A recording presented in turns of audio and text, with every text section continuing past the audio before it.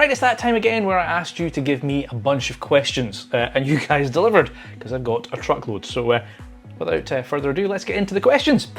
Right, the first one, there's a couple of people asked very similar. What is your favourite coaster manufacturer? What makes them better than their competitors? There's two that I really like and struggle to separate right now. Intamin is obviously up there at the top of their game. I'm sure most people will say Intamin. They are coming up with some absolutely cracking rides right now. But I'm also a huge fan of Mack. I do like the Mack rides. I mean, I like Icon. Hyperia, it's okay. I've done it a few more times now. It's not brilliant. Ride to Happiness is fantastic, and I'm going out later this year to Europa, where I will see all their stuff, but I'm really keen to get on Voltron. So I love Mack and I love Intamin. If you could pick one manufacturer to work for, who would it be and why? Probably one of those two, because they're my favourite. When did you first get into theme parks? Was it something you grew up visiting, or did you become more of an more as an adult? And how did you get into being a theme park enthusiast? Short version is always liked them. Developed when my ex-wife and I broke up, and I realised I was taking the kids to the theme parks when really I wanted to go. I was using them as an excuse. I've got a whole video about that actually, so check that one out on the channel. Favourite train ride in a park? Somebody here clearly knows that I enjoy going on the trains in a park. It's usually my post-lunchtime routine. And for that reason, it will probably be the Pleasure Beach Express, because, well, I've done it many, many times and I like that park. How do the operations in all the parks compare? Who does it really well and who has room for improvement? I think, I mean, there's nothing here saying this is UK, so I think if you're talking about who does it really well, from what I've seen and from what I've experienced, the Germans do a fantastic job. The UK is terrible. The UK is absolutely shocking. Actually, when I was at Polton's recently, they were fantastic. There was not any large queues and they were just throwing trains out. Legoland is one of the worst. Horrible. I really want to like that park. Never had a good day there. Towers is mixed. You can have some good days, you can have some bad days. I've never had real problems with Blackpool. The only issue I've seen there for operations is when at the start of the season they're maybe running single train operations. That doesn't help in any shape or form. So yeah, like the UK is bad compared to everywhere else. Oh, Portaventura, they're terrible as well. 5-minute dispatches on some rides. That's horrific. So yeah, I'm curious to see if Universal coming here is going to shake things up. But yeah, go abroad, you'll get better experiences. Will you be attending Blackpool Pleasure Beach again this year? Multiple times. I've got the Walk Valhalla thing. I've got another Your Experience Guide event. I'm sure I'll be there when they add stuff to Wallace and Gromit. Yeah, I'll be there multiple times this season. Might be a bit of an odd one. Cannot find the answer online. What is the difference between the old Valhalla and the new one? Quite a few things. Now, I don't know the old ride that well. I did it, but not enough to remember it massively. In terms of layout, the only thing that I believe changed was the turntable. Used to go backwards down the hill and then a second turntable to get you forwards again. It now turns you so you go down the hill and you're basically forward all the time. The old Frozen room, they took out the air conditioning. It's now kind of like fake Frozen. They put a little bit more fire in. They made it more efficient because that ride costs a fortune to run. They refurbished the boats, but they still suck from a drainage point of view. And I'm sure there's a few other things. I do like Valhalla. Obviously did it a lot recently when I hit 10k. But yeah, I don't have strong memories of the old one, even though I did it a few times. What park have you never been to but always wanted to go to, and is there a specific ride you want to go on but haven't yet? Well, ride that was, I'm still salty about this one, it was King Ka, because I will be in that park around about the time that this video drops, and I was like, yes, I'm gonna get on King Ka. Yeah, that clearly isn't happening because it got demolished. Parks though, probably Europa, and again I've got that booked for later in the year. So yeah, that's the park and the ride that I can never get on. Favourite row on Infusion? I mean, I did the 10 laps on Infusion recently. You've probably seen that video. And it wasn't as bad as I remembered it being. It's not comfortable, it's not good, don't get me wrong. The second half after the bit where it takes the photo, that's a headbanger. The front row is usually better. It's a bit more rattly towards the back. But I don't think there's a huge difference anymore, to be honest. Opinion on on-ride photos, great memories or overpriced and outdated now that everyone carries cameras? No, I still think there's a place for it. I think it depends, right? You're saying everyone carries cameras. Obviously, typically you should not be using those on rides. Certainly not on thrill rides. You might have somebody with you who can take photos. You're going to get limited photos if it's from their phone. Or if you've got somebody with you who's a good photographer, great, fantastic. I went to the Rita event, Alton Towers, and there was one guy there, Caffeine Splash I think it was. He took some amazing pictures of us on the coasters. So if you're lucky enough to have somebody in your party who's a photographer, fantastic. If not, personally I always like the ride photos. I usually pull stupid faces, and also helps me remember what I've done, because I didn't think I'd done Corkscrew until I found an old picture of me in my teens on that ride. What do you think is going to be the impact of Universal Great Britain on the UK theme parks? I've said this before, I really think it'll vary depending on the price point. Universal is going to be a completely different offering, right? We have not got anything at that level in the UK, no theming, nothing. So if it is priced at the same level as Towers and Blackpool, well, it's going to impact them, right? Because if you're like, oh, I can spend 35 quid to go to Blackpool, or I can spend 35 quid to go to Universal, you're going to go to Universal. But if it's like 70, 80 quid to get into Universal, well, there's going to be some people who can't afford that, or who can afford it less frequently, and will still go to the other parks because they're more attainable. So I think it really depends on that price point. I'd love to say it's going to cause the rest of them to kind of up their game. And I think some of them have kind of hinted at that, you know, like Polton said, what was it they said? A rising tide lifts all ships, you know, that kind of phrase. So they see it as it's going to lift the whole industry. Amanda Thompson has said she thinks it's great. I think because she's hoping the government sees theme parks as a viable industry now and supports all of them, which I don't think will happen. I think they're pumping money at Universal to get tourism, and they're going to just ignore everyone else. So yeah, I think it could be a good thing. I hope it's going to be a good thing. Can you remember your first proper roller coaster you ever did? And was that moment that you got hooked on them? I can't remember the very first one. I've told this story before. Nemesis was definitely one of those moments where I can remember standing, because I went on it in the early mid-90s. So it might have been the first year it opened, if not it was 95, 96. It was about then I got on it. School trip, and yeah, I'm that old. And it was like a 2-hour queue or something, and I got to the end and I was like, nah, I can't do this. I'm bottling out, and I walked straight through the train. And then I turned around and they were kind of going around pulling down all the restraints, and I thought, I've stood for 2 hours. So I got back in, strapped myself in, and never looked back. It was fantastic. So I don't think it's my first ever coaster, but it's the first one that I have memories of. And then the kind of enthusiast thing, as I say, drifted until I separated from my ex-wife, and then it's kind of become more of a thing. So it's probably been tickling around in the background, and there you go, that's how it all happened. Best order to do Thorpe Park rides in the summer half term. I'm honestly not sure. It's a park I've visited a handful of times, and so I don't know the best strategy. Typically, it's start at the back of a park and work forward, because everybody does it the other way.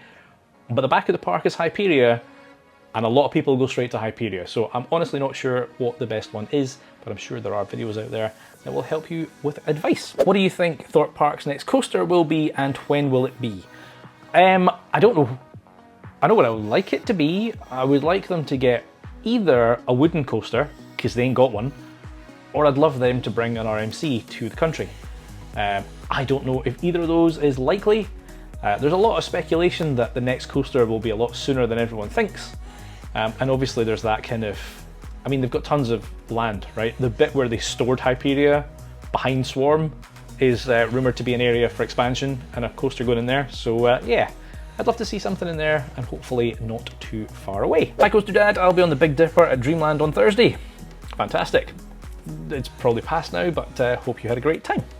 How do you find juggling work life with visiting theme parks and content creation? Any tips? I struggle with it, is the honest answer. I do have a day job, quite a kind of busy day job. I have kids, I have a partner, and then content creation is taking up quite a lot of that time. Now, to be fair, if I was doing this very, very casually, then it would just be, oh, I'm going to be at a park once a month, whatever it is, and I'll just record a video. I would like to grow YouTube. You know, you've seen me asking for subscribers and stuff, and the numbers fantastic. I'm very happy with where I am. So I'm putting a lot of effort in. You know, I schedule content well in advance. Like, I'm filming this now on the 7th of June, it'll be released in like 2 or 3 weeks when I'm in America. You know, I'm prepping like tons of videos for whilst I'm away. I've got Facebook prepped for like a month in advance. And I think that's the thing, is that I try and batch that up. So, you know, I'll take a day and I'll be like, right, let's get all the Facebook stuff done. And I'll just create 30 posts in advance, schedule them, done. So I think if you're clever with your time, you're all right. I'm still struggling with that. I'd like to get better at it. There are times where I'll use my lunch hour at work and I'll go and film, or, you know, deal with YouTube-y stuff. So yeah, it is a juggle, and it's not easy. If you had the choice of redesigning Blackpool Pleasure Beach, including unlimited budget, or you were able to design Universal Great Britain, but you were only able to put 20 rides, which would you get involved in and why? I'd probably get involved in Pleasure Beach because, well, it's a park that I've always had a passion for and it's got memories for me, and I think Pleasure Beach's biggest problem is their budget, right? They are a family-run park. They don't have the budget of Universal. If it was unlimited, I just cannot imagine the things they would come up with, let alone things I would come up with. They've already said they've got like a folder full of rides they want to bring to the park. It's just the when and how, you know, so some of them may never happen, some of them might. So Pleasure Beach would be where I would go. An unlimited budget would be amazing. To your knowledge, has any work been done on the avalanche at Blackpool Pleasure Beach? Last few times I've been on it, been absolutely flying. Also looking at queue times, it's becoming more popular again. I don't know if any work has been done to it. I know there was some talk that one of the trains went back to Mac to get worked on. Last time I was there, the second train was in the station in the transfer track area with no restraints. A friend since told me that that was on the track again and they were running 2 trains. I think that's probably why queue times have been high, because when it's one train, it takes a lot longer. So it might look like it's more popular. I think it's more just not had the capacity to handle it. When would you say was the prime year in the UK for theme parks, or the decade? I mean, that's got to be the 90s, right? We got Nemesis, the big one, Shockwave, etc. And that's when everyone was trying for bigger and faster and all that kind of stuff. So, and I was growing up in the 90s, so yeah, the 90s. Are any of your top 10 coasters in the UK? Well, actually, I've just filmed my top 10, and I think it comes out the week before this video. So go and check that video out and you'll find out. Opinions on Valhalla at Blackpool. Personally, I think it's the best ride on the park, although Icon is a very close second. I do like it, right? And having done it a lot this season, I've got a new appreciation for it. I think it's a very complex beast, and even on that day where I rode it 10 times, different effects worked and failed each of those 10 times, and I was going on it back to back. So it is a little bit of a maintenance nightmare for the park, I know that much. But I think it's fantastic, and it's won numerous awards. So yeah, I don't know if I'd make it my #1 ride, because I won't always go on it. Like in October and November, I ain't going near that thing because it's freezing. So, but it's definitely a fantastic ride. Are you so goddamn awesome? Do you have to work at it, or is it a natural talent? Love you, man. Darren, you're an absolute legend, pal. Mate, I look back at videos that I did even months ago, but certainly years ago, and I'm just like cringing. So I think it's always trying to improve and learn, and it's just one of those things that if you think I'm awesome, that I appreciate that. I certainly have grown a lot in the last 2 years on YouTube, so I think it's just one of those things that practice makes perfect, and I ain't there yet. Do you know of good guides to coaster terminology that'd be good for a newbie to the sphere? I occasionally get a bit lost in terms of referring to a type of ride or a manufacturer. It's a good question, and I don't specifically know of one, but I think maybe going on RCDB would be a good place to start. Obviously, it's the roller coaster database. It has a list of all the rides. I'm pretty sure it has like a list of some of the terminologies, most of them maybe. Otherwise, maybe just Google roller coaster terminologies. I'm sure there's a wiki page somewhere. But yeah, there's quite a lot of acronyms kicking around, so I feel your pain. What's your total number of credits? And will I do a separate video for your top 100? Well, as I said, I've just done a top 10 video, because right now when I'm filming this, I've got 189 credits. I'm doing something daft like 60, 70, maybe even 80 credits when I'm in America when this releases. So I'm gonna be up at what, 250-ish by the time I get back. So yeah, what I will do is I'll put in the comments. So I use coastercount.com to track all my credits. I've recently made my profile public, so you need an account. It's free to see this, but you'll be able to see every single coaster I've ever done, and then you'll know what all my credits are. Since Oakwood has now sadly closed, if you could, which UK park would you relocate Megaphobia to and why? Do you know, I would love to see Megaphobia relocated because I never got on it, and I only heard good things about it. Well, after the work that was done to it, at least. It's one of those things, wooden coasters can be relocated, but it's expensive and time consuming, so I doubt it's going to happen. It's more likely to get demolished, which is really, really depressing. But obviously I said I'd love Thorpe to have a wooden coaster, and I'd kind of like Flamingoland to have one too. So either of those two parks, if you could pick it up and dump it over there. What is your favourite dark ride? That would have to be Rise of the Resistance. That thing is absolutely bonkers. There's tons of good dark rides out there, do not get me wrong, but that thing is just insane. I really want to know what the new dark rides at Epic are like. Some people think that the Monsters one and the Harry Potter one are fantastic, others are like, it's okay. So I kind of want to get on it and get my own opinion, see what it's like. What's the day job, and will you be able to do YouTube full-time anytime soon? And what was your job before YouTube? Well, my job is still the same. I work for an IT company that makes mobile phone apps. Well, they do more than that. My speciality is mobile phone apps. I've been doing that since the iPhone first launched back in 2008. So yeah, if you've ever ordered a pint on your iPhone in spoons, I helped work on that app. Not the current one, previous version. So that is what I do for a living. And yeah, as I said, it's hard to juggle that and the YouTube thing. Would I like YouTube to be full-time? Possibly. It's certainly a passion, and I would love to get out and visit theme parks whenever I want to, but I've got a reasonably good salary and YouTube ain't even close. Hi Coaster Dad, so how long did it take you to save up for Valhalla The Walk Beyond? As I said, I'm fortunate enough that my day job allows me to do luxuries, so that is how I managed to do that one. Do you have any hobbies apart from theme parks? Questions come in from a few people. No, because I've got no time. My other hobby is eating, because I'm a fat sod, and sleeping. I don't sleep. I never sleep. Do you like theme park donuts? My favourite. Do you know what? I don't regularly go for the donuts, but if it's fresh donuts, like if it's Blackpool, for example, where they make them in front of you and they're nice and warm and far too sugary, yes I do. My partner's just commentating here. Apparently they need hot custard and then they're perfect. Do you think Project Horizon will ever be built? I really hope so, because the park needs something, right? It needs something desperately, and towers struggle to get planning permissions. So the fact they've been granted it, I don't know when it expires. That's something I've never looked into. I'm assuming at some point that permission will expire. They'd be fools not to do it. I don't know if they could just build the building now and maybe put a coaster in it in the future. I have no idea, but yes, I'd love to think it will. Who knows? Is there any other creators that you would like to work with that you haven't already? And also, how come you didn't do the 10 rotisserie chickens for your 10k video? I mean, I did say my other hobby is eating food and I'm a fat git, but no, 10 rotisserie chickens, pushing it a little bit too far.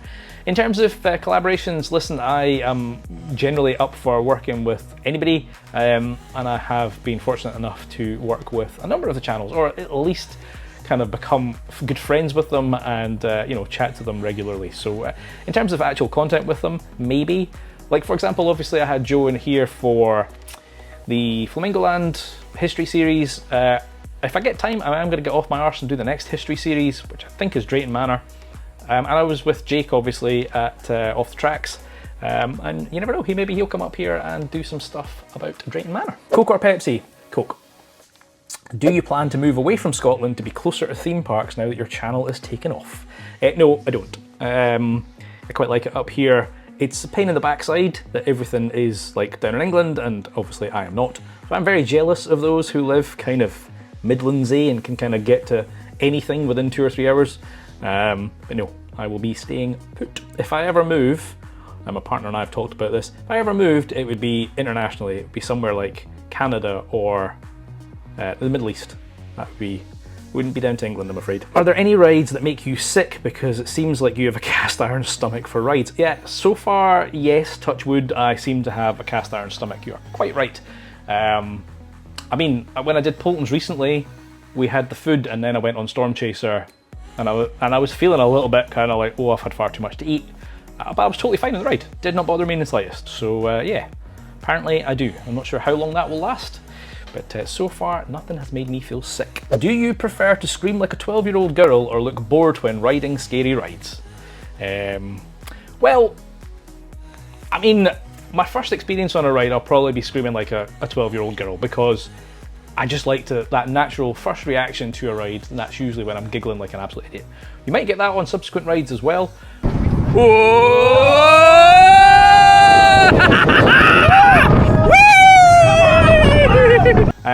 There's definitely a few where I usually do it just for kind of stupidity when I'm getting the photos. I'll just sit there and I'll be like...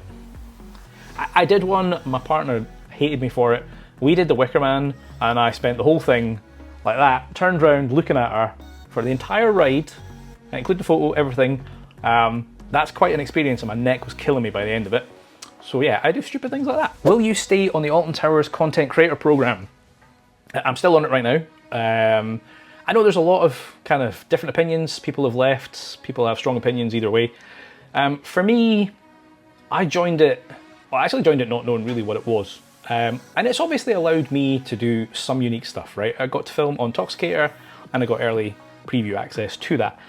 I am working with them right now. I've got an idea of something I would like to do. It's not been confirmed. So for me, it should allow me to do extra things that I couldn't do if I wasn't on the program. And so far, it hasn't stopped me from doing the things that I normally do. So if it ever gets to the stage where they're trying to censor my content and saying you can't do that or you shouldn't do this. Now some of you will know they've been a bit, they've had a go at some of us about the wording we use, but it's please think of the impact of it. It's not do not do it, and they have no authority to tell us not to do it either. So if they start censoring my content, I will leave the program, but as long as they are potentially giving me opportunities to deliver different content, I'm happy to be on the program. How would you fix Lightwater Valley? Right now, probably a bulldozer. I think it's probably past it. I hate to say it because I think it might be one of the next to go. And I actually thought at one point, oh, this is probably going to close. Should I go and do a vlog from there? And then I looked at the ride lineup and went, there is nothing there that would draw me to that park. Absolutely nothing. So yeah, interesting to see what happens to it. What's your favourite behind the scenes experience that you have done? Right, I've done quite a lot. Mostly at Blackpool. I've done stuff at Busch Gardens. I've done some stuff at Towers. I will be doing tons of stuff in America whilst this video is launched. Scott's organised some great things for us, which is fantastic. Probably my favourite one is the Blackpool behind the scenes thing that I did a few months ago. And this blew me away because it was like the cheapest one. It was 30 quid. And we got what? We went under the flying machines, we went underneath the Derby Racer, and we saw the back of Stageworks, which is actually surprisingly interesting.